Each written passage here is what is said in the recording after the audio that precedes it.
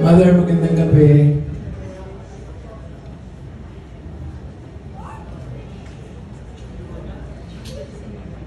Hindi po ako nag-umpisa dito sa Regal. Hindi po. Galing po ako dun sa ibang kumpanya. Hindi po ako pinahirate. Dumiretso po ako sa Regal dahil gusto kong kapagtrabaho kay Mother Lily. Ang nagdala sa akin dito ay si Joan Banyaga. Kasama si Director Joey Gusinpao. Kinakabahan ako dahil hindi ko naman ito mundo, iba ang mundo ko. Ang mundo ko, Viva, kasi doon po ako nanggaling. Pumalik ako sa taas, nakahiga siyang ganyan sa isang kwarto. Inintroduce ako ni Joey. Tapos lumabas na sila, kami dalaw na lang ni Mother. Sabi sa akin ni Mother, ikaw Joel? Yes po, Mother. Aktivista ka? Ha? Hindi ko naman tanggi. Opo, Mother. Very good, very good. Sabi niya. Halika, dito ka. Dito ka na sa Regal, alam ba ni Vic, dito ka? Opo, Mother. Nagpaalam ka? Nagsinungaling ako, sabi ko, opo, Mother. Hindi ako nagpaalam. Hindi alam ni Vic, pupunta ako sa Regal. Sinabi ko lang nagpaalam ako.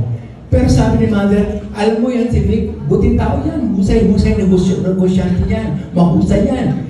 Hindi siya nagsalita ng kahit na isang masamang salita kay Boss Vic. Hindi.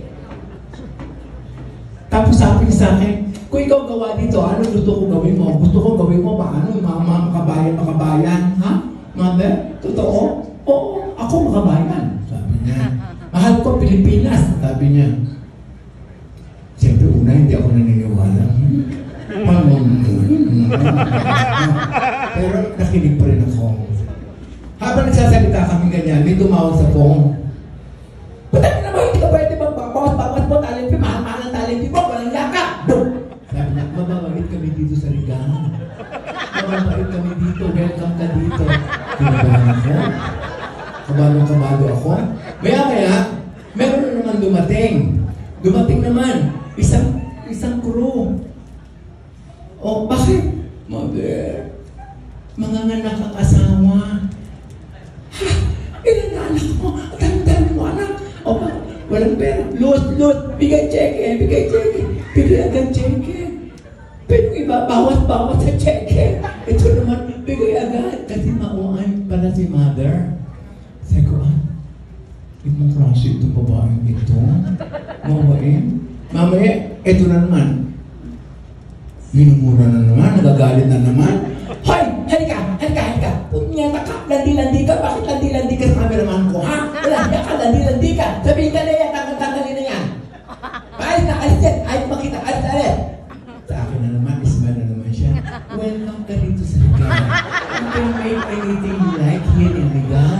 Mahusay kami dito. Lahat dito mahusay. Hindi ako matalita kasi hindi ko alam saan ba ako pupunta. Ano ang tatapihin ko? Mamaya, may tinawag. Nag-usap sila. Hindi pinarinig sa akin kung anong pinag-uusap niya. Nakalimutan niya, ito na ako. Tapos, bumalik siya. Nandito pala ikaw pa?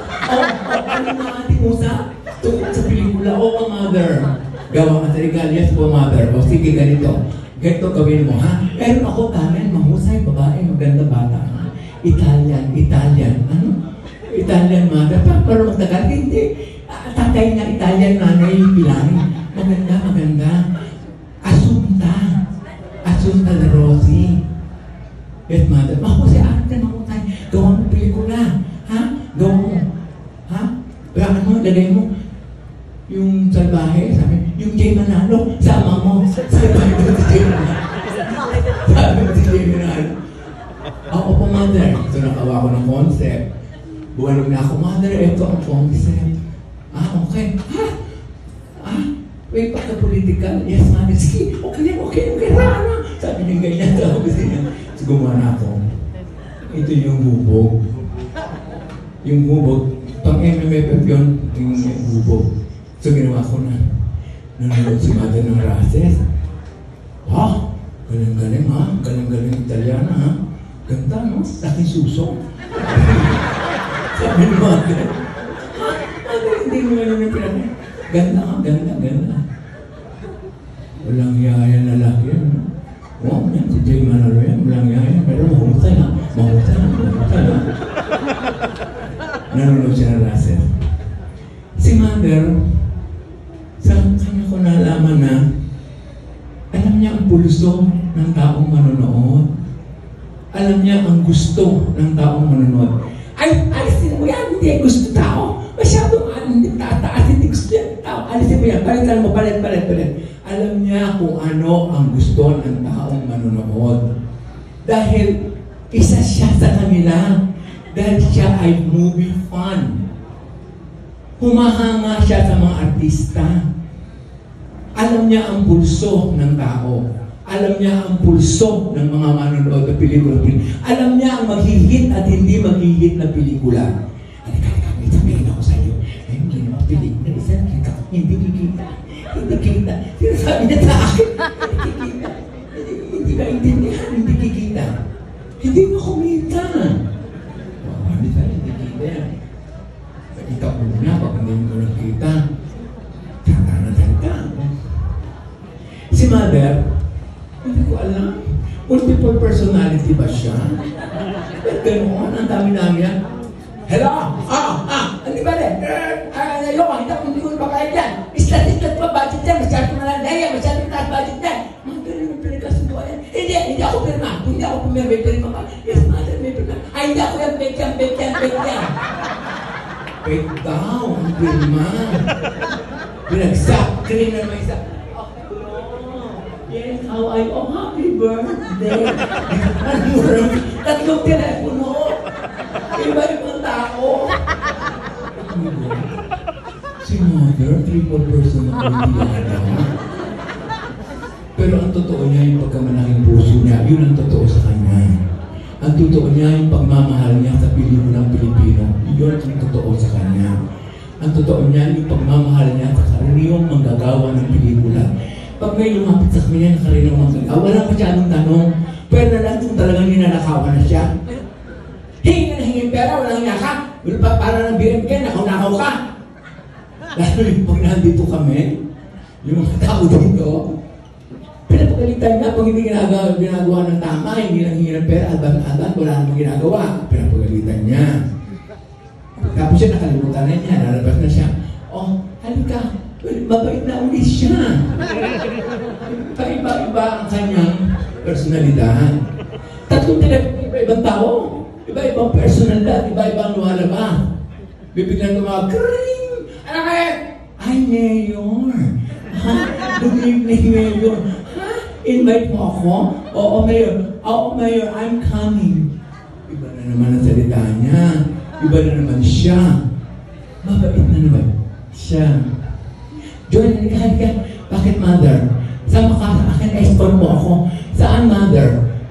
Yung Mayor Atienza, invited ako. Magbibigay ng party ang Chinese community kasi he's running for Mayor again. Ako ang escort mo, Mother. Oo, ikaw. Escort ko na siya.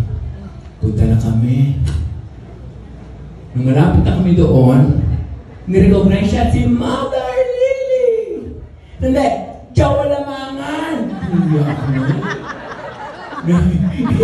Hindi ako. Jowa ano mga sa ayong teblado.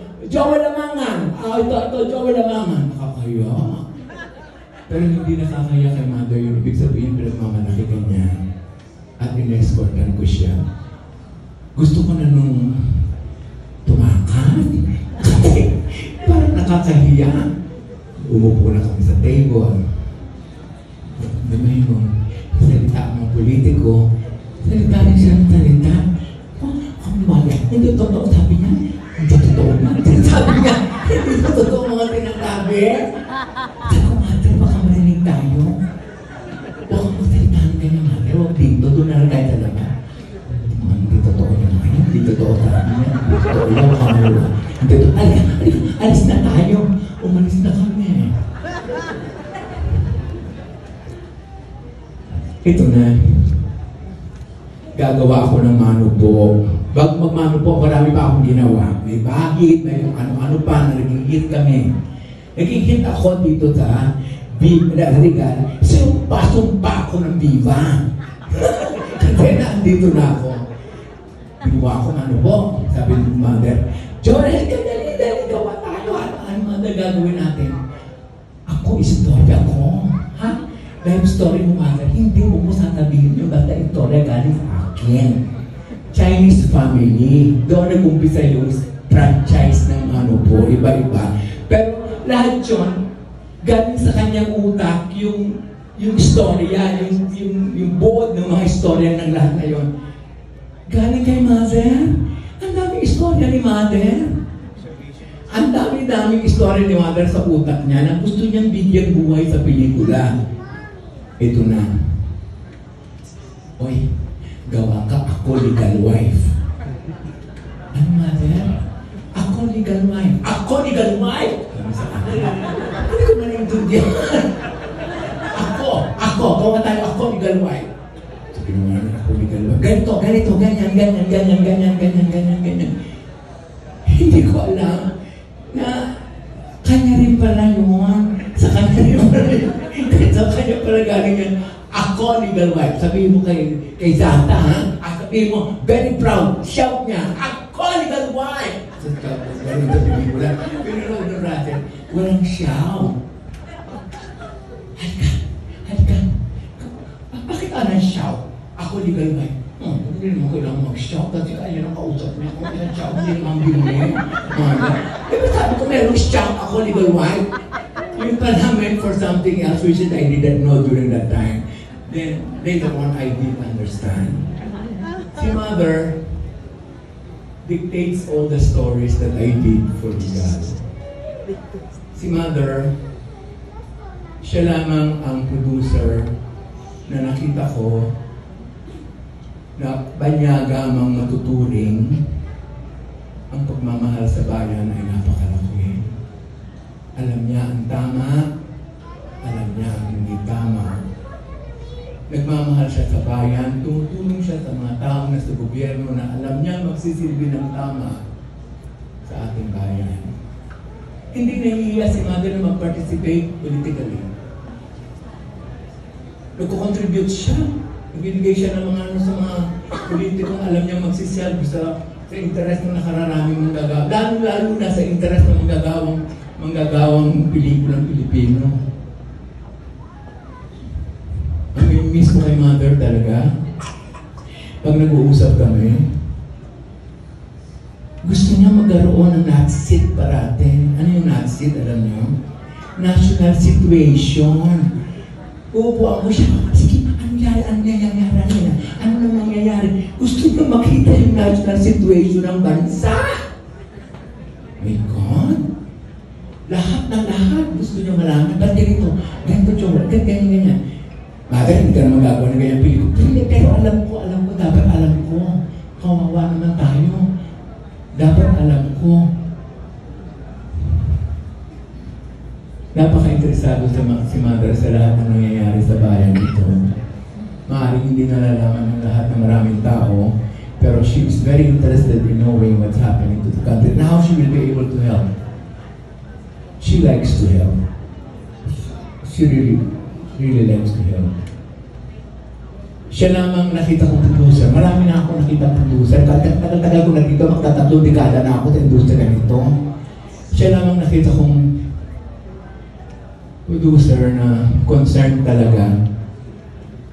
Concerned sa industriya ng pelikula ng Pilipino. Sincere ang kanyang concern.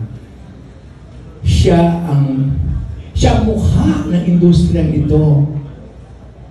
Nawala na ang mukha ito na kinikilala natin. Hindi ko na alam kung paano aandar uli. Maaaring magkaroon ng bagong anyo, maaaring magkaroon ng bagong itsura ng industriya nito, pero hindi kailanman magiging kagaya ng gusto mangyari ni Mother Lily. Si Mother Lily, kumpisa ng pito-pito? Diyos ko, nung araw, kinukondem-kondem ng pito-pito. Ngayon, lahat tatlo-tatlo na lang, 4 apat, lima. Si mother nag-umpisa niyan. Nakakaloka.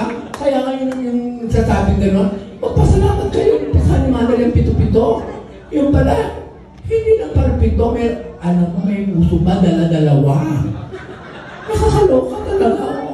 Dala-dalawa na lang. 2 araw na lang ang shooting ng isang pelikula. Hanggang ganoon. Kaya ako, saludo ko kay mother kasi at least pito mo. Pito si mother. At meron foresight si mother. Alam niya ang mangyayari. Alam niya pwedeng puntahan. Napakadami ng nagawa ni mother. Napakayaman ng library ng Regal. Lahat ng iyon ay istoryang Pilipino. Lahat na iyon ay istoryang bayan. Lahat na iyon ay dapat ipagmalaki nating mga Pilipino. Dahil istorya natin iyon. Bata yun sa lahat ng ating karanasan. Bata yun sa ating buhay. Kahit anong genre, kahit drama, horror, comedy, lahat yan ay Pilipino. Galing lahat yan kay mother. Kung merong dapat ilaban na national artist, dapat si mother. Isa dapat si mother.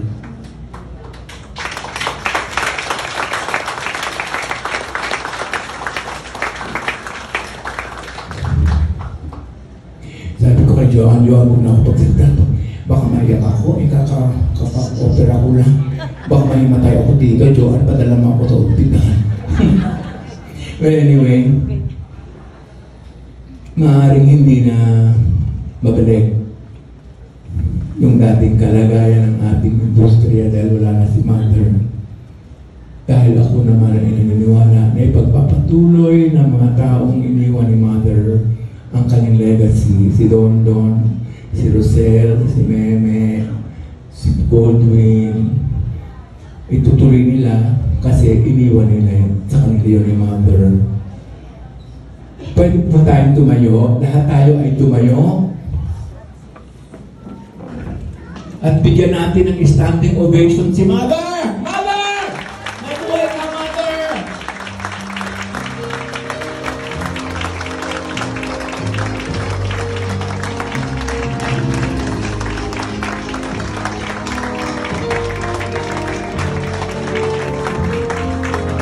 Maraming salamat po.